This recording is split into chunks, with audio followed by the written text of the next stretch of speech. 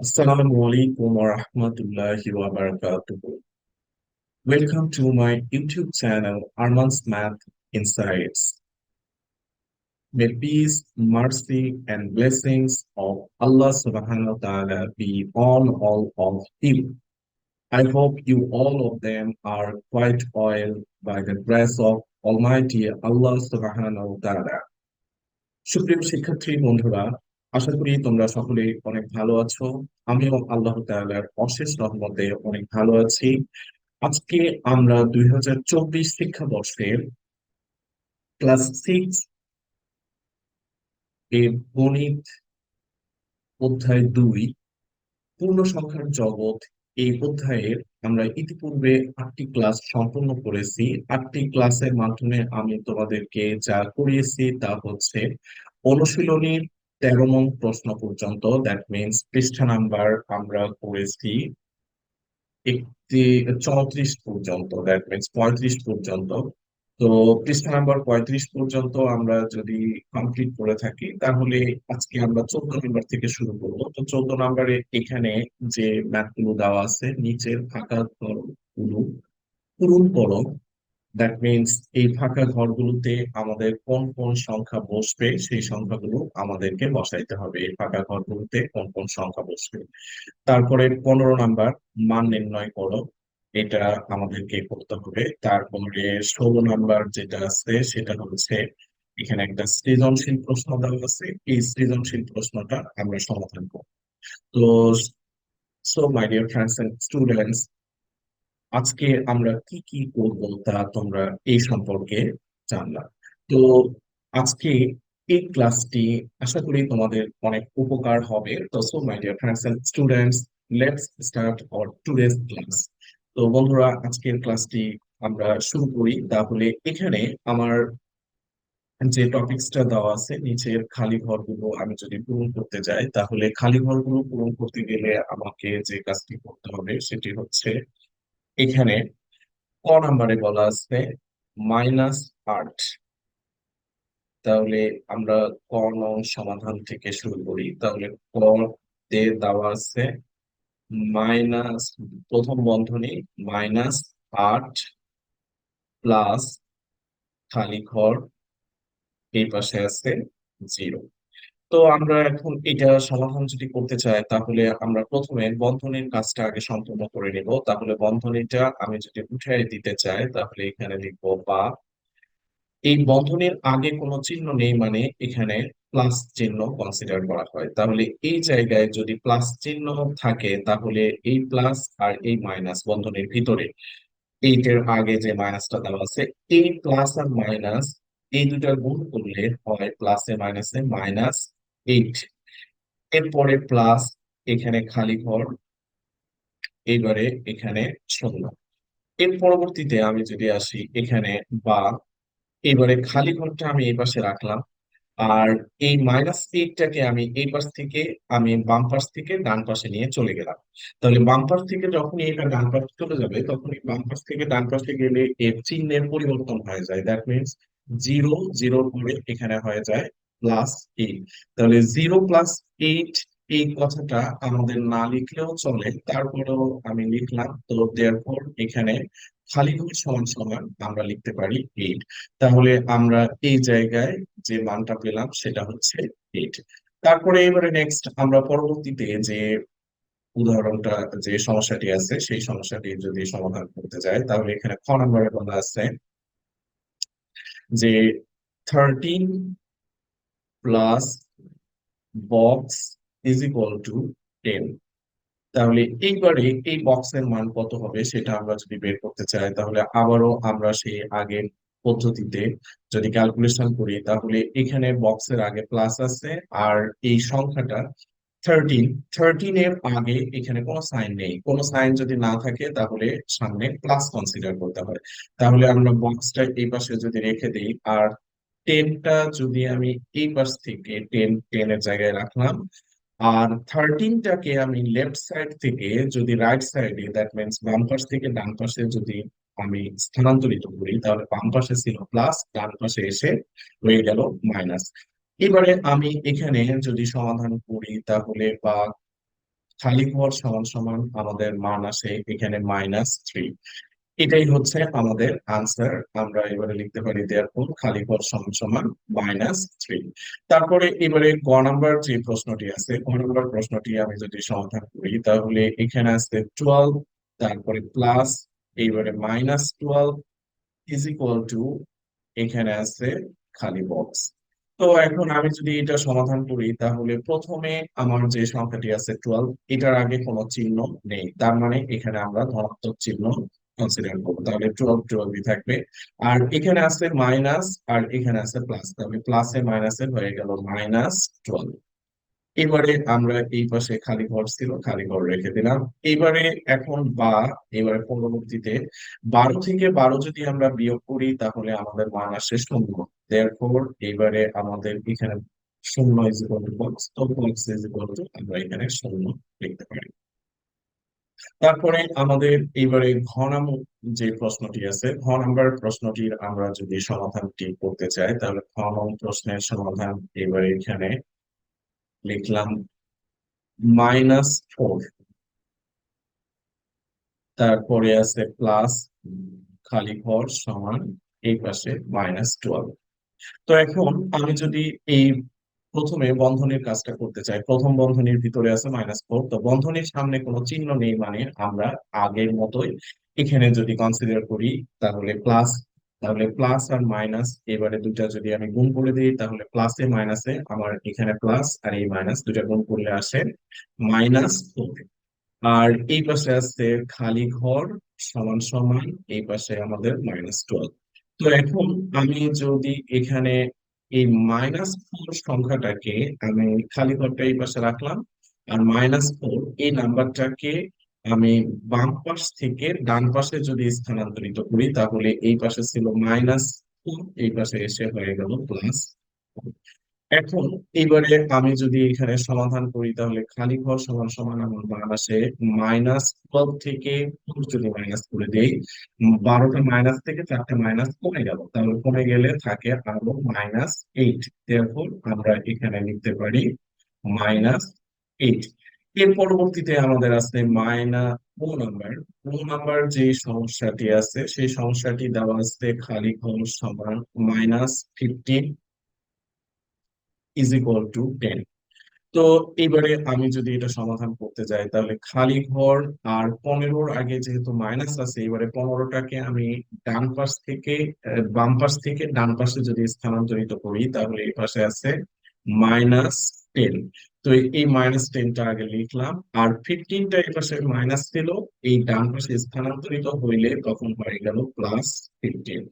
এবারে আমি যদি 15 থেকে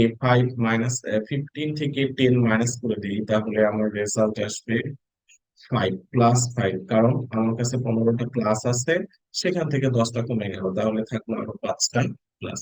তো এই জন্য আমরা এখানে লিখবো therefore box is equal to, আমাদের রেজাল্ট আসলো 5।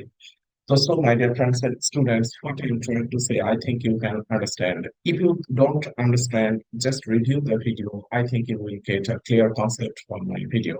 তো আমরা এবারে পরবর্তী যে সমস্যাটি আছে সেই সমস্যাটিতে যদি আসি, এখানে বলা হয়েছে মান নির্ণয় করো। মান নির্ণয়ে আমাদের ক নং যে সমস্যাটি আছে সেই ক নং সমস্যাটি আমরা 14 নম্বরের ক নম্বর যদি সমস্যাটি সমাধান করতে যাই তাহলে এখানে আমি এবার এটাকে একটু ইয়েস করে দেই।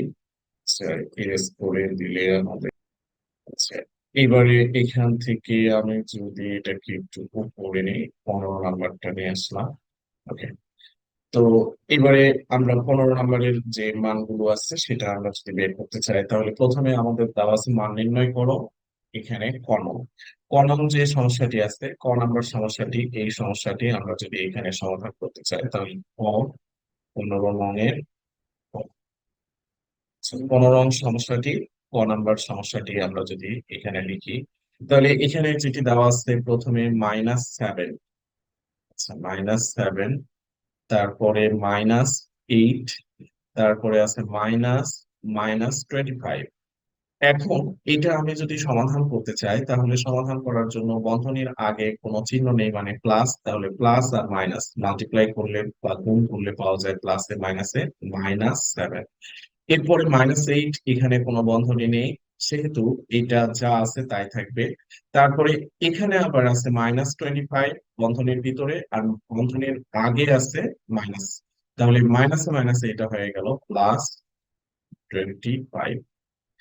এবারে আমরা আগের যে ভিডিওগুলো আমি করেছি সেই ভিডিওগুলোতে আমি বলেছি যে যখনই একই চিহ্নযুক্ত সংখ্যা আমরা পাবো, তখন একই চিহ্নযুক্ত সংখ্যাগুলো যোগ করতে হয়। তাহলে যোগফলের সামনে আবার যে চিহ্নটা আমি যোগ করেছি সেই চিহ্নটাই বসে। যদি আমি মাইনাস সংখ্যা যোগ করি তাহলে যোগফলের সামনে মাইনাস বসবে, আর যদি আমি প্লাস সংখ্যা যোগ করি তাহলে যোগফলের সামনে প্লাস বসবে। তো এখন সেই পার্থক্য হিসাবে আমি যদি এখানে সমাধান করতে যাই তাহলে -15, আচ্ছা -15 লিখলাম, আর এখানে আছে +25। এবারে আমি যদি এই দুটা সমাধান করে রেজাল্ট বের করতে চাই, তো সিমিলার আগের মতোই এখানে আমার কাছে 25টা প্লাস আছে আর 15টা মাইনাস আছে। তাহলে 25টা প্লাস থেকে আমার 15টা কমে গেলে থাকে আমার হচ্ছে 10টা। দ্যাট মিনস এই 10 হচ্ছে আমাদের আনসার। তো এই 10টা হবে +10। তারপরে এবারে আমরা পরবর্তী খ নং যে সমস্যাটি আছে সেই খ নং সমস্যাটিতে যদি আসি, তাহলে এখানে আছে মাইনাস, বন্ধনীর ভিতরে -13, তারপরে আছে +32, তারপরে -8, মাইনাস -1। তো এখন এটা আমরা যদি সমাধান করতে চাই তাহলে এখানে বন্ধনীর আগে কোনো চিহ্ন নেই, মানে প্লাস আছে, তাহলে প্লাস আর মাইনাস দুটো গুণ করলে পাওয়া যাবে -13। এরপর +32, এরপর আছে -8, -1। তো এখন আমরা আগের পদ্ধতি অনুযায়ী যে একই চিহ্নযুক্ত সংখ্যাগুলো যোগ করব, তাহলে এখানে আছে -1 একটা, -8 একটা, তারপরে -13 একটা। তো এই সংখ্যাগুলো আমি যদি যোগ করি তাহলে এদের যোগফলের সামনে বসবে মাইনাস। তো এখন আমি প্রথমে এখানে যেহেতু 32 আগে প্লাস আছে এই জন্য এটাকে আগে লিখলাম, আর মাইনাস এই নাম্বারগুলোর যোগফল যেহেতু মাইনাসে আসবে এই জন্য মাইনাস, এখানে আমি যদি অ্যাডিশন করি তাহলে রেজাল্ট আসে 21, 22। তাহলে -22, তাহলে 9, 9, 12, 22। তো 22, এবারে 32 থেকে যদি আমি মাইনাস করে দিই তাহলে আসে 10। দ্যাট মিনস 32-র আগে এখানে প্লাস আছে, আর এই পাশে 22-র আগে আছে মাইনাস। তাহলে 32 থেকে 22 মাইনাস হয়ে গেলে আমার কাছে আর 10টা প্লাস থাকে, দ্যাট মিনস +10। এটা হচ্ছে আমাদের রেজাল্ট। তারপরে এবারে আমরা যদি পরবর্তী সমস্যায় আসি, পরবর্তী যে সমস্যাটি আছে সেটি হচ্ছে গ নং সমস্যাটি। তো এই গ নাম্বার সমস্যাটি এখানে দেওয়া আছে বন্ধনী -7, প্রথম বন্ধনী কমপ্লিট, এরপরে প্রথম বন্ধনী -8, তারপরে প্লাস প্রথম বন্ধনী -90। ওকে, এরপর আমরা যদি এবারে এটাকে সমাধান করতে চাই তাহলে প্রথম বন্ধনীর আগে কোনো চিহ্ন নেই, মানে প্লাস, তাহলে প্লাসে মাইনাসে -7। এখানে প্লাসে মাইনাসে -8। তারপরে পরেরটা হচ্ছে প্লাস আর মাইনাস গুণ করলে এখানেও পাওয়া যায় -90। এখন আমি যদি যোগ করি সবগুলোই, কেন যোগ করব, কারণ হচ্ছে সব সংখ্যাগুলো আমাদের এখানে যা এসেছে সবগুলোই হচ্ছে মাইনাস চিহ্নযুক্ত সংখ্যা, আর মাইনাস চিহ্নযুক্ত সংখ্যা আমরা সবসময় যোগ করি। একই চিহ্নযুক্ত সংখ্যা যোগ করতে হয়, তাহলে এইটা, এইটা আর এটা সবগুলো যদি যোগ করি তাহলে আসবে -105। তাহলে এই -105ই হলো আমাদের রিকোয়ার্ড আনসার বা নির্ণয় যোগ। ওকে, নেক্সট এবারে পরেরটা যেটা আছে, আমি পরের যে সমস্যাটি আছে সেটিতে যদি আসি, খ নাম্বার, খ নং সমস্যাটি আছে এখানে আমাদের। এটা যদি আমি উঠাই 50, এটার আগে কোনো সাইন নেই, মানে প্লাস, তারপরে মাইনাস, এবার -40, তারপরে আছে মাইনাস -2। ওকে, এবারে আমি যদি এখানে 50টা হুবহু যা ছিল তাই লিখি, আর মাইনাসে মাইনাসে হয় আমাদের প্লাস, এই জন্য 40, আর সিমিলারলি এখানেও মাইনাসে মাইনাসে প্লাস, তাহলে এখানেও আসলো আমাদের +2। তো so my dear friends and students, এখানে আমরা দেখতে পাচ্ছি যে সব সংখ্যাগুলোই এখানে ধনাত্মক। তাহলে সবগুলোর আগে যেহেতু যোগ চিহ্ন আছে, তাহলে এগুলোকে একই চিহ্নযুক্ত সংখ্যায়, এই জন্য এগুলো যোগ করে তাদের সামনে যোগফল বসবে। তো যেহেতু এটি একটি সংখ্যা, এই জন্য সামনে কোনো চিহ্ন দেওয়ার প্রয়োজন নেই। তো এগুলো সবগুলো যদি আমি যোগ করি তাহলে আছে 90। তো এই 92 হচ্ছে আমাদের এটার answer. So, my dear friends and students, what I'm trying to say, I think you can understand. If you don't understand, just review the video. I think you will get a clear concept from my video. তো এবারে আমরা পরবর্তী যে সমস্যাটি আছে সেই সমস্যাটিতে যদি আসি, এই সমস্যাটির সমাধান করার আগে আমি যদি এই ড্রয়িং গুলো একটু প্রেস করে দিই, তাহলে আমাদের এখানে আছে এইটা, আমি এবারে এখান থেকে এইটা পিডিএফটা শেয়ার করলাম। এবারে নেক্সট, পরের যে আমি এই ক্রিয়েটিভটা একটা শিটে নিয়ে এসেছি, তো এই শিটে একটা আমার সলভ করে রেখেছি যাতে এগুলো ড্রয়িং করতে সময় কম লাগে। তা না হলে এগুলো আবার সলভ করতে গেলে যেটা সমস্যা হয় সেটা হচ্ছে যে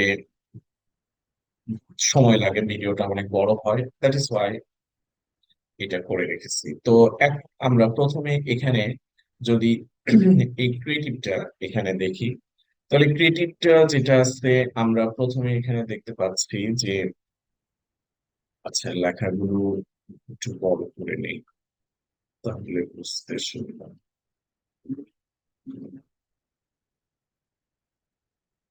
এখন এখানে যেটা আছে 1, দ্যাট মিনস আমাদের সমস্যা নাম্বার এটা হচ্ছে হবে 15, মেবি, না 16। তো সমস্যা নাম্বার 16, এই 16 নাম্বার সমস্যাটি আমাদের হচ্ছে ক্রিয়েটিভ প্রশ্ন। তো এখানে 16 নাম্বার সমস্যাটি এ ইজ ইকুয়াল টু দেওয়া আছে -9 + 4 আর হচ্ছে +-6। তাহলে বন্ধনীর ভিতরে আছে -6। তারপরে এবারে পরে বি এর বি ইজ ইকুয়াল টু দেওয়া আছে এখানে 7 + -4। এরপর ক নং প্রশ্নে যেটি দেওয়া আছে সেটি হচ্ছে বি এর মান নির্ণয় করো। খ নং প্রশ্নে দেওয়া আছে দেখাও যে A less than B, that means A এর মানটা বড় হবে আর বি এর মান, সরি, এ এর মানটা ছোট হবে আর বি এর মানটা বড় হবে। তারপরে গ নং প্রশ্নে বলা হয়েছে এ ও বি এর মান সংখ্যা রেখায় বসিয়ে a+b নির্ণয় করতে হবে। তো আমরা এবারে এটা যদি সমাধান করতে যাই, তাহলে সমাধান করার জন্য আমরা প্রথমে এ এর মান বি এর মানটা বের করবো। তো এখানে প্রথমে আমরা লিখি, তাহলে দেওয়া আছে বি সমান সমান কত সেটা আগে লিখে নিই। তো এখানে আমি যদি লিখি দেওয়া আছে